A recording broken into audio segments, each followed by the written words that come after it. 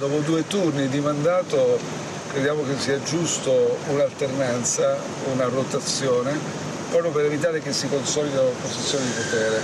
Questo soprattutto ovviamente quando si hanno delle grandi responsabilità, quindi francamente è una partita tutta interna alla maggioranza, stanno litigando su questo, insomma sono partite che non ci appassionano, cerchiamo invece di lavorare su progetti concreti, su prospettive concrete. Anche da parte vostra l'approvazione per il nuovo governatore del Veneto Giovanni Manilla? Ma non abbiamo chiuso ancora nessun accordo, si sta lavorando, insomma si sta lavorando per cercare di definire un programma che sia efficace per offrire alla comunità veneta una prospettiva concreta, plausibile e credibile a misura ovviamente del miglior benessere della comunità veneta. Per quanto riguarda quel candidato sarà sicuramente un passaggio importante, ma nulla ancora di definito.